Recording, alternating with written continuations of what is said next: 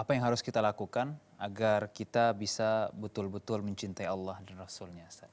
Masya Allah, ini pertanyaan Luar biasa nih, Ustaz. ya luar biasa. Ya, ini tentunya pertanyaannya dan jawabannya mungkin mirip dengan jawaban yang tadi ya. Yang tadi, Ustaz, ya. Pertama, tentunya kita melakukan ketaatan kepada Allah Subhanahu wa taala. Ya, melakukan ketaatan kepada Allah Subhanahu wa taala, bertaubat kepada Allah Subhanahu wa taala. Karena bagaimanapun kita berusaha untuk menghindarkan diri kita dari perbuatan dosa, maka mau tak mau pasti akan juga kita akan jatuh kepada dosa, baik itu dosa besar atau dosa kecil. Maka yang pertama harus kita lakukan adalah banyak bertaubat kepada Allah. Dan Allah Subhanahu wa taala telah menjelaskan dalam Al-Qur'an, Allah itu mencintai, ya, innallaha yuhibbut tawwabin wa yuhibbul mutatahhirin. Sesungguhnya Allah itu cinta kepada orang-orang yang senantiasa bertaubat. Ya, ketika melakukan kesalahan, dia bertaubat. Ketika melakukan perbuatan dosa, maksiat, dia bertaubat kepada Allah Subhanahu wa taala. Wa yuhibbul mutatahhirin, dan Allah itu cinta dan suka kepada orang-orang yang mensucikan diri. Mensucikan diri itu ada dua bentuknya dalam agama Islam. Ada yang hissi, ada yang maknawi. Dan maknawi ini biasanya lebih penting dan lebih dampaknya untuk kita lebih mengena, yaitu mensucikan diri dari perbuatan dosa, dari perbuatan syirik, dari perbuatan maksiat.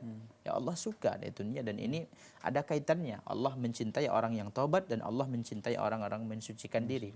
Baik itu mensucikan diri secara zahir, yaitu mensucikan diri dari najis, mensucikan diri dari hadas, termasuk juga mensucikan diri dari dosa.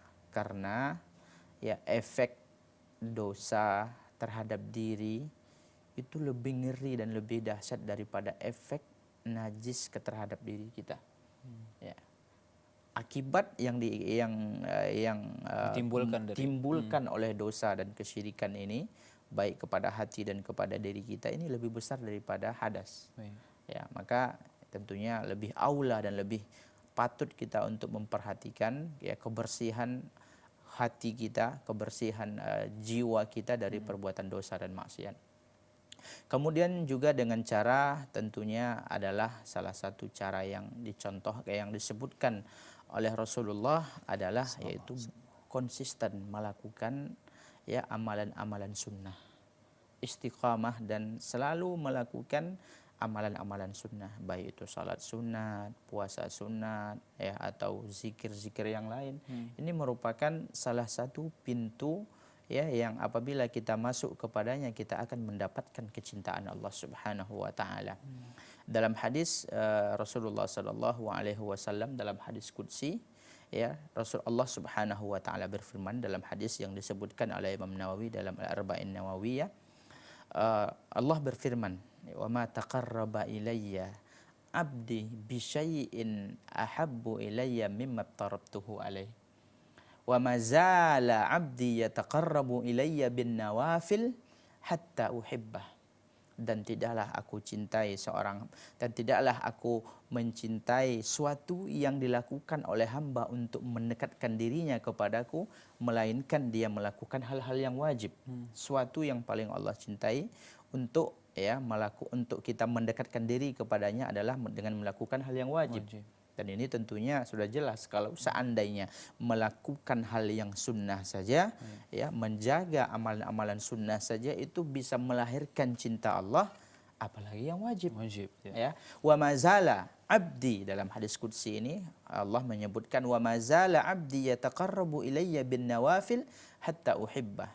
Dan tidaklah senantiasa hambaku ini melakukan nawafil, ibadah-ibadah sunnah, baik itu salat, puasa, dan yang lainnya, sedekah, maka hatta uhibbah, maka aku akan mencintainya. Kalau Allah sudah cinta kepada hamba, apa yang Allah berikan kepadanya, fa idza ahbabtuhu kuntu sam'ahu alladhi yasma'u bih.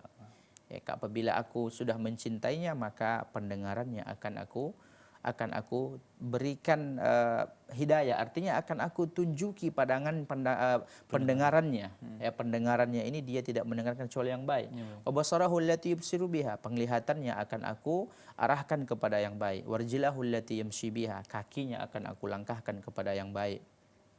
Wa yadahu allati yabtishu biha, begitu juga tangannya akan menjadi tangan yang melakukan kebaikan. Jadi banyak sebenarnya amalan-amalan yang bila dilakukan seorang hamba, ya di antara yang telah kita sebutkan tadi, tentunya juga adalah saling mencintai, ya, menebarkan salam, ya, kemudian melakukan segala ketaatan, ya, yang diperintahkan oleh Allah Subhanahu wa taala, begitu juga menghindari segala larangan dan perbuatan dosa yang telah dilarang oleh Allah Subhanahu wa taala. Itu akan melahirkan cinta Allah Subhanahu wa taala kepada kita. Kan tetapi yang telah kita sebutkan tadi itu ada dalil-dalil khusus, dan sebenarnya ada juga yang lain, ya, yang juga akan melahirkan kecintaan Allah kepada seorang hamba. Namun waktu kita mungkin tidak cukup untuk mengulas semua dalil-dalil dan hadis-hadis yang membicarakan tentang hal ini. Demikian, wallah.